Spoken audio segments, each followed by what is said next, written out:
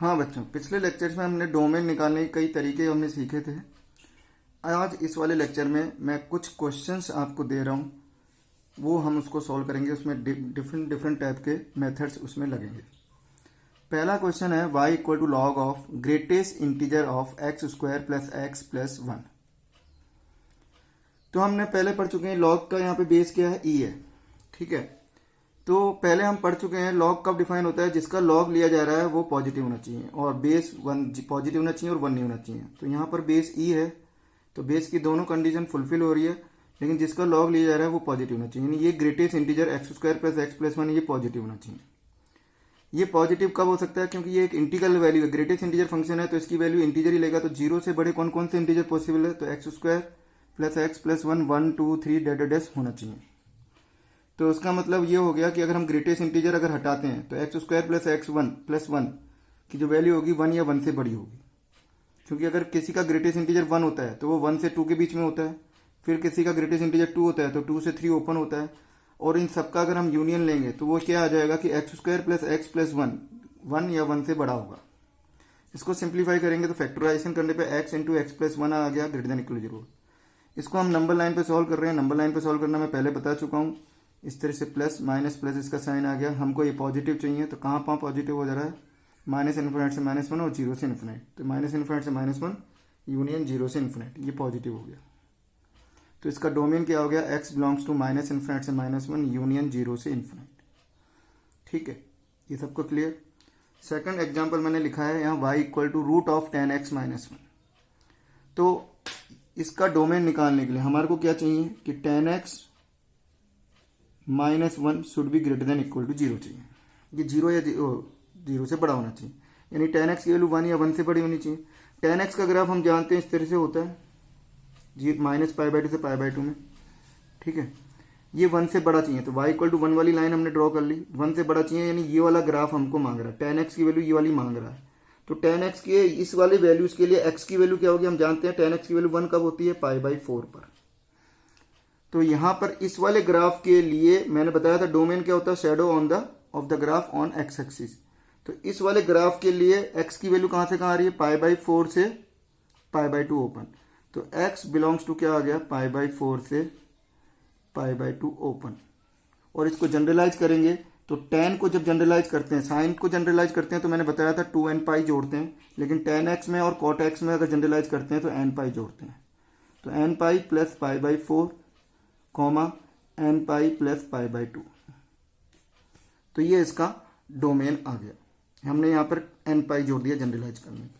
तो ये tan x minus 1 का जो डोमेन होगा रूट में वो ये होगा। तीसरा क्वेश्चन है बच्चों, y equal to 1 upon root में x minus fractional part of x लिया मैंने। तो ये इसका डोमेन निकालने के लिए हमारे को क्या चाहिए कि x minus fractional part of x, यानी रूट के अंदर की क्वांटिटी पॉजिटिव होनी चाहिए, और ये नीचे डिनोमिनेटर में आ रहा है तो ये 0 भी नहीं होगा। तो x minus fractional part of x क्या होना चाहिए, ग्रेटर देन 0 होना चाहिए। यानी x की जो वैल्यू होनी चाहिए वो फ्रैक्शनल पार्ट ऑफ x से बड़ी होनी चाहिए। तो इस तरह के क्वेश्चन को सॉल्व करने के लिए हम क्या करेंगे, हम x का ग्राफ बना लेंगे। y इक्वल टू एक्स का ग्राफ क्या होता है, ये होता है, लाइन होती है, ब्लैक वाला मैंने y इक्वल टू एक्स वाली लाइन बना दी।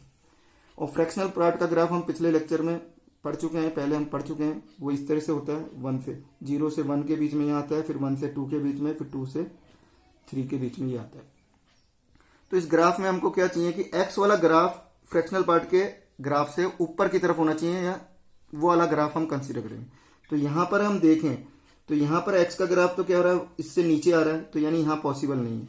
और यहां बराबर आ रहा है, तो बराबर नहीं चाहिए, हमें ग्रेटर देन चाहिए। तो किसके लिए x का ग्राफ फ्रैक्शनल पार्ट के ग्राफ से ऊपर आ रहा है, बोले यहां से आ रहा है, 1 से लेकर। कहां से लेकर आ रहा है, 1 से लेकर। तो यहां पर ये कब ट्रू होगा, जब x की वैल्यू क्या होगी, 1 से इन्फिनाइट। तो इसका डोमेन क्या हो गया, 1 से इन्फिनाइट। ये सबको मेरे ख्याल से क्लियर हुआ होगा। जब हमसे पूछ रहा है कि x greater than fractional part होना चाहिए, तो उसका मतलब क्या होता है, अगर ग्राफिकल मतलब निकालें कि y इक्वल टू एक्स का जो ग्राफ है वो y equal to fractional part के ग्राफ से ऊपर की तरफ होना चाहिए, क्योंकि ग्रेटर देन बोला। और इक्वल बोलता तो हम इक्वल वाला भी ले लेते, उसके साथ वाला ग्राफ भी ले लेते, लेकिन यहाँ ग्रेटर देन बोला है तो ऊपर वाला ग्राफ चाहिए। ऊपर कहाँ पे आ रहा है, सिर्फ 1 के बाद ही आ रहा है। y इक्वल टू एक्स का ग्राफ ऊपर कब आ रहा है, जब 1 से आगे के लिए आ रहा है। तो ये उसका डोमेन हो गया। नेक्स्ट क्वेश्चन हमारे पास है, फोर्थ क्वेश्चन है y equal to root of x minus one upon x minus two. तो ये तो हम पहले भी कर चुके हैं। तो ये कब डिफाइन होगा, जब x minus one upon x minus two greater than equal to zero होगा। नंबर लाइन पे सॉल्व करेंगे, 1 और 2 आ गया, प्लस माइनस प्लस 2 डिनोमिनेटर में है तो ओपन होगा और 1 पर क्लोज होगा। तो डोमेन क्या हो जाएगा, x माइनस इन्फिनाइट से 1 क्लोज यूनियन 2 से इन्फिनाइट।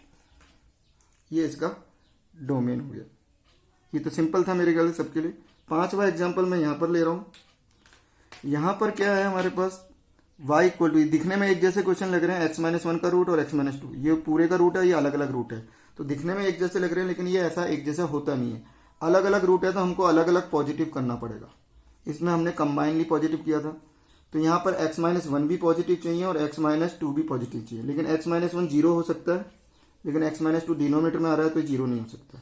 तो यहाँ से हमारे पास आ गया 1 से बड़ा होना चाहिए और यहाँ से क्या आ गया 2 से बड़ा होना चाहिए। इन दोनों का अगर हम इंटरसेक्शन लेंगे तो हमारे पास जो डोमेन आएगा 2 से इन्फिनाइट आएगा। तो x की वैल्यू यानी डोमेन क्या आ गया यहाँ पे, 2 क्लोज से इन्फिनाइट। ध्यान रखिएगा इन दोनों क्वेश्चन में दिखने में सेम है लेकिन सॉल्यूशन बिल्कुल अलग अलग आएगा, जो आपको ध्यान रखना है। एक और एग्जाम्पल है 5वां, y equal to root of 1 minus 2 sine x upon sine x. तो टिग्नोमेट्री में सॉल्व करने का तरीका क्या होता है, हमने साइन एक्स को t मान लिया। तो ये अंदर की क्वांटिटी हमारे पास क्या होनी चाहिए, greater than equal to zero होनी चाहिए। तो 1 minus 2t upon t greater than equal to zero होनी चाहिए। इसको हमने नंबर लाइन पर सॉल्व करेंगे तो ये हम कई बार कर चुके हैं, तो मैंने डायरेक्ट यहाँ लिख दिया है, 0 से बड़ा होना चाहिए t और 1/2 से छोटा है बराबर होना चाहिए। साइन एक्स का ग्राफ हमने बना लिया। साइन एक्स के ग्राफ बनाने के बाद हमारे को जैसे अभी हमने थोड़ी देर पहले किया था, यहाँ पे क्या बोल रहा है कि साइन एक्स का ग्राफ क्या होना चाहिए, टी की वैल्यू साइन एक्स है, साइन एक्स का ग्राफ 0 और 1/2 के बीच में होना चाहिए। तो ये y इक्वल टू 1/2 वाली लाइन है और ये y इक्वल टू 0 वाली की लाइन है। तो इसके बीच में चाहिए हमारे को साइन एक्स। तो साइन एक्स इसके बीच में एक तो ये आ गया और एक ये आ गया। ध्यान रखें 0 पे ओपन है, 1/2 पे क्लोज है। तो यहाँ पर हम जानते हैं 1/2 पर वैल्यू क्या होती है, π/6, और पाई से पहले अगर जस्ट की बात करें तो वो क्या होती है 5π/6। ठीक है, तो इस वाले ग्राफ के लिए x की वैल्यू क्या हो गई, 0 ओपन से π/6 क्लोज, और इस वाले ग्राफ के लिए क्या हो गई 5π/6 पर क्लोज है क्योंकि 1/2 पर क्लोज है और पाई पर 0 है, तो ओपन हो गया पाई। ये इसका डोमेन हो जाएगा। x बिलोंग्स टू, जनरलाइज करेंगे तो यहाँ पर भी 2n पाई, तो सब जगह ऐड कर देंगे, सब जगह 2n पाई ऐड कर देंगे। तो बच्चों ये था डोमेन निकालने के अलग अलग टाइप के क्वेश्चंस। बाकी के क्वेश्चंस आप लोगों को करने हैं अपने आप, ठीक है।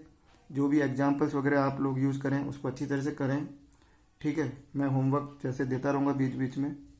अब हम नेक्स्ट क्लास में, नेक्स्ट लेक्चर में हम कवर करेंगे रेंज, कि रेंज कैसे निकाली जाती है। रेंज निकालना अगर आपको आ गया तो बहुत ही ईजी हो जाएगा, ठीक है।